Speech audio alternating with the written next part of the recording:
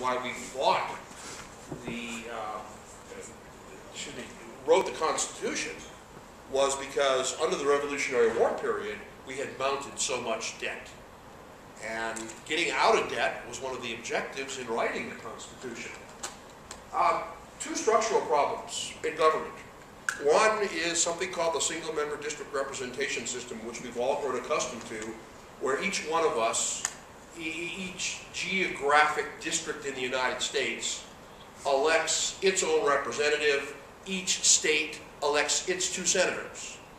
This creates very perverse spending incentives because tax revenues go into one of about 3 giant pots. And the money that goes to a particular district or state for projects and programs in that district or state bears no relationship to how much money that district or state contributed to the big pot. So if a lot of retired people live in Florida and Social Security pays out hundreds of billions of dollars over the years to retirees in Florida, that has no relationship to the Social Security revenues, the taxes that have come from those people, and on and on and on. And you can find online maps that will plot out how well your state is faring in this game. Utah normally gets $1.10 to $1.25 or $1.30 back in benefits for every dollar that it pays in taxes. It's one of the losers. The more urban states, like New York, are typically the losers in this equation. But it doesn't really matter who wins and who loses. What matters is what the incentives are. The incentives are to take as much money out of the central pot as you possibly can for your district or state, because somebody somewhere else is paying most of the bill. The second kind of structural problem we have in government is with the 2-year election cycle, which doesn't exist anywhere else in the industrialized world, and it puts tremendous pressure on members of Congress to take quick action that is momentarily satisfying to groups in their districts. And it puts pressure on members of Congress not to raise taxes. Longer congressional terms and less frequent elections might take some of the pressure off and might make it easier for Congress members to make decisions that would be beneficial to the nation over the long haul and not have them focus so much on the very short term. Now, one other thing I want to talk about in relation to balancing the budget and our debt and our deficit, and that is our tax system. Jimmy Carter characterized our tax system in the United States as a disgrace to the human race. That was an understatement. Our tax system is a disaster. And I can't possibly go into any of the details, except to point out that by the estimates of the IRS, if everyone were paying the taxes that they really should be on the money they really earn, legally and illegally, we would essentially not have a structural deficit problem in the United States. We have huge deficits right now because of the recession and because revenues are down, because of high unemployment. And underlying that, we've got a structural deficit of around $500 billion a year. We could erase 2/3 of that just by getting people to pay the taxes that they owe. And the simple way to do it is to go to a national sales tax. And that's a radical proposal, and it upsets people, but there's a broad-based political movement in the United States. You can get on their website, fair tax. I don't agree with every detail of it personally, but there is a much better tax system out there somewhere than the one that we have today, where honest people are carrying the burden for dishonest people, and people with real jobs are carrying the burden for cocaine traffickers and for organized criminals who pay very little in tax because they don't earn a legal income. questions if you got. Yeah, Mr. Kemp. I was just curious about what you would actually cut from the federal budget, because we had Senator Hatch come last week, and The FRL program. he was asked he was asked very specifically what he would cut, and he avoided the question and kind of just answered however he wanted. But what would you cut? I mean, I know that's kind of the huge debate right now with the House in their budget bill. They cut, AmeriCorps and a whole bunch of Democrat. Nickels and dimes. I mean, that was a symbolic bill. It made a political statement. It didn't really accomplish very much. There are only 3 or 4 things that you can cut that will make a difference. Social Security, Medicare, national defense, and if you can start to bring this problem under control in relation to the size of the national economy, then the interest we pay every year on the debt would begin to drop, not in dollar terms, but relative to the size of the economy. But the real solution is to fix the tax system and to grow our way out of this mess. So without tax rates going up, revenue goes up because the economy grows. That's what's worked for us in the past. We can certainly slow down the rate of growth in Social Security expenditures, and we can do it in ways that won't lead to situations where old people have to live in cardboard boxes and eat cat food. And there are a variety of fixes to the Social Security problem. Medicaid is much tougher, and there's just an entire enormous problem with the cost of the healthcare system. And Medicaid is so expensive, not because Medicaid is expensive, but because healthcare is so expensive. And there are lots of ways we can get a handle on healthcare spending in the United States. And even though in real life I'm a Democrat, I will have to say the Democratic healthcare plan did nothing to bring healthcare costs under control that I can see. Nothing serious. It may have helped level them off a little bit, but mostly those are empty promises that are in that bill. The bill might be a good idea for other reasons, but it doesn't attack the cost problem directly. Was that sufficiently evasive? Did I cut anything out at all? Spectacular. Not a dime. Yes, in the back. What factors does the oil industry, if any, have to do with this? It's pretty general. How does it play into the deficit, if at all? The oil companies are not paying taxes at the same rate that other companies are. And if they were, that would alleviate the problem to a very slight extent. But there's a strong argument against corporate taxation categorically. And personally, I think this is one of the problems with our tax code. I would do away with corporate taxes. I think they create disincentives for economic growth. They punish profitable corporations. There's a lot of evidence out there that suggests that you should raise the bulk of your revenue through taxes on consumption, sales taxes or value-added taxes. Not every dime. There are problems with the regressivity of that tax if you don't handle it properly, but I think we shouldn't be taxing corporations at all. Just a surprising view for a Democrat to have, but on economic policy, I am in disagreement with 80% of the people I know. So, anybody else? Yeah. Senator Hatch also proposed a balanced budget amendment to the Constitution. You're saying that we have structural problems with our Constitution, so even if there was a balanced budget amendment, would that still create our debt even deeper because of our structural? There are many different proposals for balanced budget constitutional amendments, and there's a great deal of skepticism about what they would accomplish. They all contain some kind of a loophole, and perhaps a 2/3 vote of the Congress could activate the loophole. Something else could activate the loophole. And it's widely believed that if we passed such an amendment, we would just wind up circumventing it by activating the loophole every year. There are also definitional issues.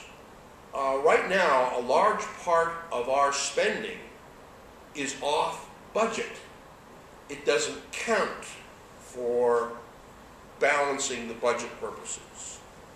And depending upon how a constitutional amendment is written, it would be very tempting for the Congress simply to declare vast categories of spending to be off budget and therefore irrelevant. And we would go on piling up deficits. It's politically a lot easier to circumvent a balanced budget constitutional amendment than it is actually to deal with the deficit. Now, having said all that, I'm not convinced a balanced budget constitutional amendment is necessarily a terrible idea. So maybe it'd be better just to elect people who wouldn't try to circumvent everything put in place. As long as they have 2-year terms and single-member districts that they represent, the incentive is going to be to spend money on their states and districts, and the incentive is going to be focus on the short term, get through the next election. And I think the very best reform we could implement for United States government would be to go to a 4-year election cycle, 4-year U.S. House terms, 8-year Senate terms, coinciding with presidential terms. There is a very substantial literature in political science on this question. There are arguments against it. If you like government close to the people, you don't like it because it puts distance between government and the people. I think government would function better if it had more breathing room and separation from the people. That's certainly what the constitutional framers intended. Yeah, follow up, yeah. Maybe this would be more for an economist, but how urgent do you feel that the debt problem is? It's not urgent, but it's steadily getting worse. And it's a kind of problem that should concern us because our political system doesn't respond well to problems that very gradually intensify over long time frames. If there were a meteor about to impact the Earth within 18 months, Bruce Willis would get up there in a space shuttle and blow it up. And Bill Pullman would play the president, and he would be heroic also. Our system responds well to imminent catastrophes, to Pearl Harbors, even to the 9/11 attack. At least we responded. Maybe we didn't respond appropriately, but we responded. The problems that lead to a breakdown in our system are problems like slavery, where every year it takes a toll. Every year the economy suffers more injustice is perpetrated, and the system just can't face up to it. And the deficit, though not as serious a problem as slavery, is that type of problem. So are healthcare costs. Death by 1,000 cuts. That's the vulnerability of our political system. So bring on that meteor, is what I say. Give us something we can heroically take on that is going to destroy us tomorrow. Yeah. Can you talk a little more about the national sales tax, what the provisions of that would be, what its potential effect would have? It would be, well, there are many different proposals for this.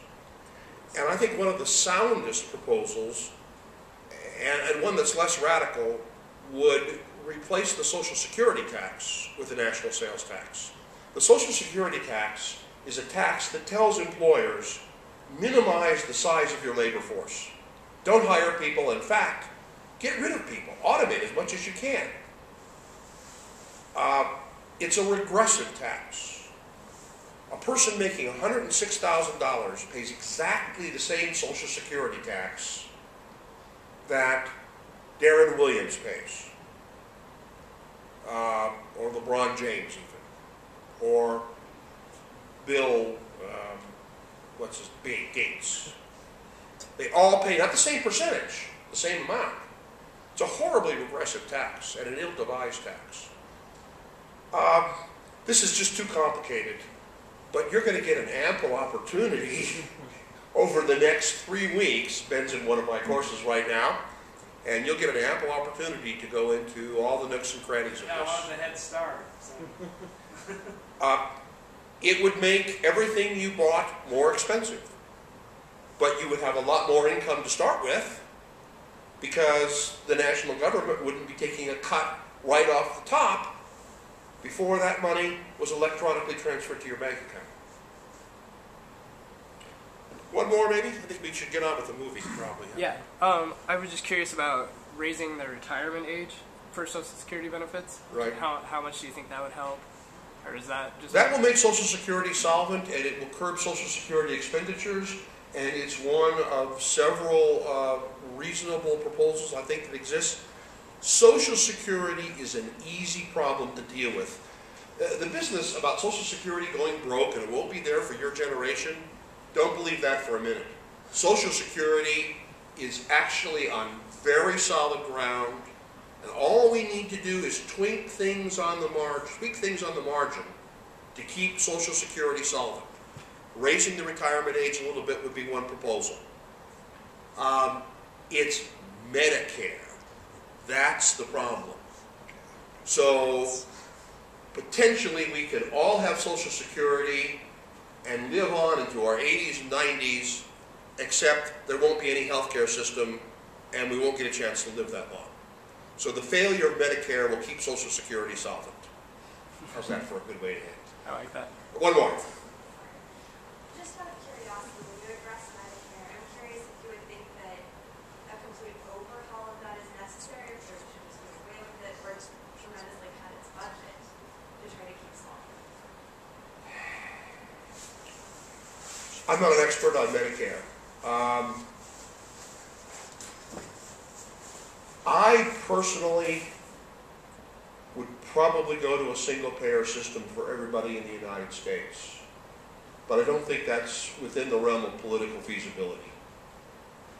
And short of that, I think I would declare that every citizen, every legal resident, has a constitutional right to access to the healthcare system, and then I would leave it up to the states to figure out how to provide that healthcare any way they wanted to, so long as the states were making healthcare available at some reasonable cost to people. That's a very radical idea. That's Karl Marx and Ronald Reagan fused together into a package that should make anyone worry about the person they're listening to right now. I'll let you guys see your film here.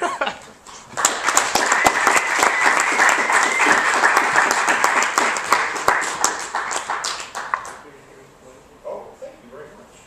Thank you. I appreciate this. We didn't want to give you the cliche mug like Laura said earlier. So, You weren't giving me any ideas. I was sick. You didn't tell me that. I was in bed.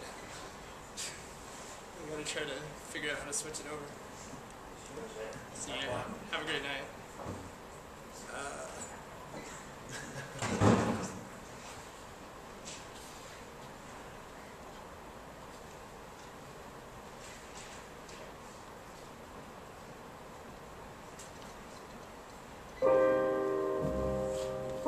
Dramatic music.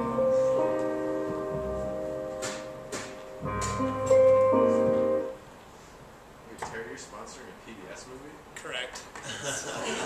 It feels wrong. This was part of the deal of us agreeing to it.